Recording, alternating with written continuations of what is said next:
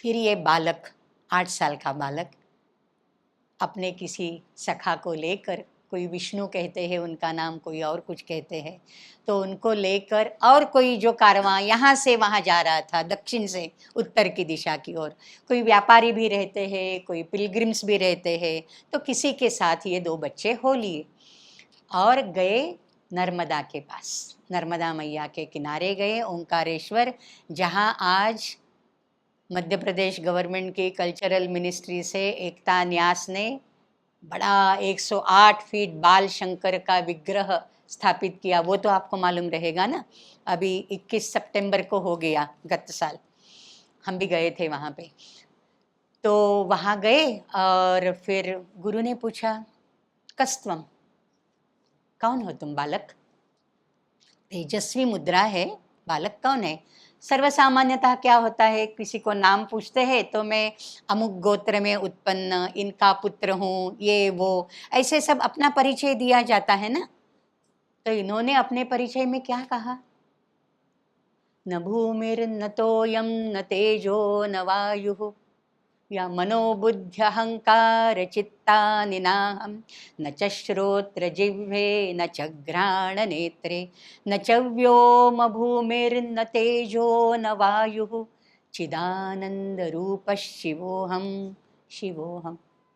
गुरु को आश्चर्य हुआ कि इतना सा छोटा सा बालक परिचय पूछा तो मैं अमुक शर्मा, अमुक शर्मणः पुत्रः, ऐसे कुछ बोलेगा, है ना। तो ये सब छोड़ के इसने इतना बढ़िया एक स्तोत्र रच दिया वहाँ इंस्टेंटेनियसली। तो उन्होंने जान लिया कोई सामान्य बालक तो है ही नहीं, चाइल्ड प्रोडिजी जैसे। तो उन्होंने उसको शिष्य के रूप में स्वीकार कर दिया और उनका एक गुरु का होना आवश्यक होता है शिष्य के। या हम भी, गूगल आपको कितना भी ज्ञान दे, फिर भी जब तक गुरु के मुंह से नहीं सुनते वो ज्ञान प्रमाणित नहीं होता है, क्योंकि गूगल बहुत फेक न्यूज़ भी आपको देता है, फेक नॉलेज भी सर्कुलेशन में रहता है ना। इसके लिए गुरु का होना बहुत आवश्यक है, आध्यात्मिक प्रगति के लिए तो बहुत ही अनिवार्य। तो उन्होंने शिष्य के रूप में स्वीकार कर दिया। और फिर एक बार ऐसे हो गया, वो गुरु थे उनके कौन? गुरु गोविंद भगवत पाद। इनकी जो परंपरा है शंकराचार्य, उनके गुरु गोविंद भगवत पाद, गोविंद भगवत पाद के गुरु है गौड़पादाचार्य। ये गौड़पादाचार्य है जिन्होंने सांख्यकारिका पर कमेंट्री वगैरह लिखी है मांडुक्य उपनिषद के ऊपर। गोविंद भगवत पाद की कोई स्वतंत्र कृति तो नहीं है, लेकिन उन्होंने शंकराचार्य जैसे शिष्योत्तम को अपना पूरा ज्ञान दे दिया था। और ये योगी थे, ऐसे कहते हैं जो भगवान पतंजलि थे, शेष के अवतार जिन्होंने योग सूत्र की रचना की, उन्हीं का अंशावतार भगवत पाद, गोविंद भगवत पाद है। इसके लिए वो योग में लीन रहते थे। जब योग में नहीं रहते थे, समाधि में नहीं रहते थे, तब ज्ञान बांटते थे, नहीं तो योगस्थ रहते थे। तो एक दिन ऐसे ही हो गया, अपनी गुफा में, वो गोविंद भगवत पाद की गुफा अभी भी है ओंकारेश्वर में, हाँ, उसी के ऊपर तो ये स्टैचू बना है बालशंकर का। तो एक दिन ऐसे हो गया कि वो नर्मदा के बिल्कुल किनारे पर है गुफा, तो वहाँ वो लंबक योग, ऐसा कुछ योग है। तो उस समाधि में रहते हैं ना कोई योगी, तो 8-10 दिन, महीना भी कभी कभी जाता है, ना भूख ना प्यास ना कुछ शारीरिक क्रिया, बस योगस्थ रहते हैं। तो ऐसे वो योगस्थ थे। और नर्मदा बढ़ने लगी, बारिश का मौसम था, वर्षा का मौसम था, और बाढ़ आ गई नर्मदा में। तो नर्मदा में बाढ़ आई तो हमने अभी भी देखा, जब यह अनावरण होना था 19 सितंबर को, तो 19 की बजाय 21 को हो गया, क्योंकि पुल पर से पानी जा रहा था ओंकारेश्वर से। तो इसके लिए नर्मदा मैया एकदम रौद्र रूप धारण करेगी तो क्या होगा पता नहीं चलता। तो नर्मदा मैया का पानी धीरे धीरे धीरे धीरे बढ़ने लगा। सब शिष्यों को चिंता होने लगी कि अभी गुफा में पानी जाएगा, समाधि भंग हो जाएगी। फिर गुरुजी को थोड़ा समाधि से हटाना तो है, लेकिन कैसे करेंगे? गुरु का कोप हो गया तो, क्रोध हो गया तो सब लोग डरने लगे। शंकराचार्य के पास गए, सब जान तो गए थे कि ये कोई अद्भुत बालक है।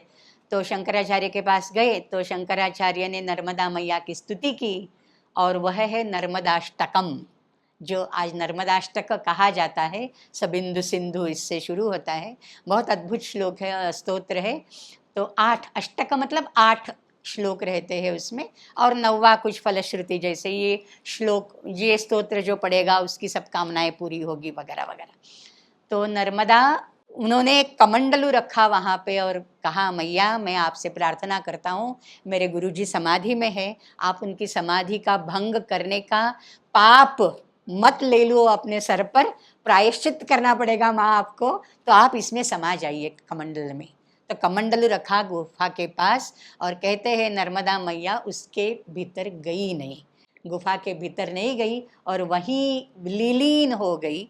और जब गुरु को बाद में पता चला ऐसे सब हो गया, बाकी शिष्यों ने बताया, तब गुरु बहुत प्रसन्न हो गए, भगवत पाद गोविंद पाद, और उन्होंने कहा अब मेरे यहाँ भी तुम्हें देने के लिए कुछ नहीं है, मेरे पास जो था वो तो सब तुम सब ग्रहण कर चुके हो, अब ये जो अद्वैत वेदांत है उसका प्रचार तुम्हें करना है, तब काशी जाओ।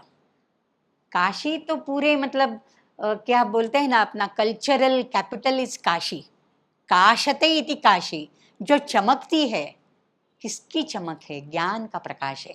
प्रकाशते काशते इति काशी।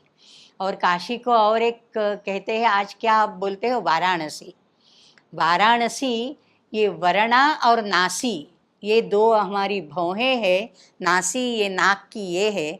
अब भगवत गीता में भी आप देखते हो ना, तो 6ठे अध्याय में जो ध्यान योग कहा है भगवंत ने, तो उसमें कहा है, संप्रेक्ष नासिकाग्रम स्वम दिशश्चानवलोकयन अथवा भ्रुवोर्मध्ये प्राणमावेश्य सम्यक। ध्यान करने की 2 विधियां हैं। एक तो अपने नाक को देखकर कीजिए, मतलब अपने हृदय पर कंसंट्रेट कीजिए, और दूसरा ऊर्ध्व दृष्टि, ये अधो दृष्टि है, ऊर्ध्व दृष्टि भ्रुवोर्मध्ये प्राणमावेश्य सम्यक। तो ये दोनों के बीच की जो जगह है, इसे अविमुक्तक क्षेत्र, ये है अपने शरीर में स्थित काशी आज्ञा चक्र के पास। तो ये काशी का मतलब इतना बड़ा इसका इम्पोर्टेंस है, इतनी महत्ता है, उसकी गरिमा है। तो काशी में जाने के लिए कहा, तो काशी में आए। और अभी ओंकारेश्वर से काशी आना है, तो बीच बीच में गांव में जहाँ कहीं भी रुकेंगे, प्रवचन तो करेंगे। हम अभी यहाँ आ गए, प्रवचन करने लगे, तो जो भी हमें मालूम है हम बताते जाते हैं, है ना। तो ऐसे बताते गए, कारवां चलता गया, बढ़ता गया। बहुत सारे लोग इनके साथ हो लिए। जब तक काशी गए तो इनका परिवार, शिष्य परिवार बहुत बढ़ गया था। दशाश्वमेध घाट के पास कहते हैं काशी में इनका सबसे अधिक वास जो रहा संन्यास के पश्चात, वो काशी में रहा शंकराचार्य का। तो 80 घाट या दशाश्वमेध घाट के पास उनका वास्तव्य था, और एक गुरुकुल जैसा वहाँ उन्होंने बना लिया। बहुत सारे शिष्य थे। और फिर वहाँ एक बार एक ऐसे काले से दिखने वाले बड़े बुजुर्ग, दाढ़ी बीड़ी वाले ऐसे एक महात्मा आ गए और बोले कि शिष्यों से कहा, आपके गुरुजी कहाँ हैं, मुझे उनसे कुछ शास्त्रार्थ करना है। शास्त्रार्थ की परंपरा हमारे यहाँ अभी भी थोड़ी विद्यमान है गुरुकुलों में। आप शास्त्रार्थ करने के लिए किसी को ललकारते हो ना, तो ना नहीं कह सकते। ना कह दिया मतलब आपने अपनी पराजय स्वीकार कर ली। हाँ, इसके लिए चैलेंज करके स्वीकारना है उसको। शास्त्रार्थ करना, एक तो आप जीतोगे, नहीं तो हम जीतेंगे। उसमें कुछ कंडीशंस भी रखते हैं, वो हम आगे भी देखेंगे। तो इन्होंने शास्त्रार्थ करना चाहा, तो शिष्यों ने कहा ठीक है, गुरुजी से हम कह देते हैं। उन्होंने सोचा हमारे गुरुजी तो इतने विद्वान हैं, क्या 5-10 मिनट में इनको हरा देंगे और हो जाएगा। तो ये शास्त्रार्थ करने बैठे, तो ये ब्रह्मसूत्र, बादरायण विरचित ब्रह्मसूत्र 555 सूत्र है, उसमें 4 अध्यायों में बटे हैं। उस पर भाष्य लिखा है आचार्यों ने। तो उसमें 3रे अध्याय का एक सूत्र है, तत्प्रतिपत्ते है रौहति गतिगतौ, ऐसा कुछ। ये एस्केटोलॉजी के बारे में है। एस्केटोलॉजी का मतलब है उत्क्रमण शास्त्र। उत्क्रमण शास्त्र का मतलब है मृत्यु के पश्चात क्या होता है ना। Eschatos is death, eschatology is the science of after death. After death life, after life क्या होता है आपका, इसके बारे में। तो उसके बारे में तदंतर प्रतिपत्तौ रौहति ही, ऐसा कुछ सूत्र है उसमें। तो उस सूत्र पर उनको व्याख्या करनी थी, शास्त्रार्थ करना था। बस दोनों का डिबेट चलता रहा। घंटे बीत गए, दिन बीत गए, 18 दिन तक चलता रहा। तो शंकराचार्य ने भी जान लिया ये कोई सामान्य व्यक्ति तो हो नहीं सकता, और शिष्यों ने भी जान लिया। तो वो कहते हैं, सब दिग्विजय ग्रंथकार जो भी है, उनके बायोग्राफर्स, वो सब लिखते हैं वो साक्षात वेदव्यास ही थे जिन्होंने सूत्रों की रचना की है।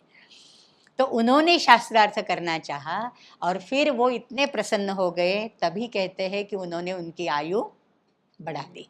जो 16 साल की थी वो 32 साल की कर दी और कहा कि अब अद्वैत का प्रचार प्रसार करने के लिए तुम्हें भारतवर्ष सब जगह घूमना पड़ेगा, और केवल घूम के नहीं चलेगा। जो भी केवल कर्मकांड को मानते हैं और ज्ञान को नहीं मानते, अद्वैत को नहीं मानते, उनके मत का खंडन भी तो करना चाहिए।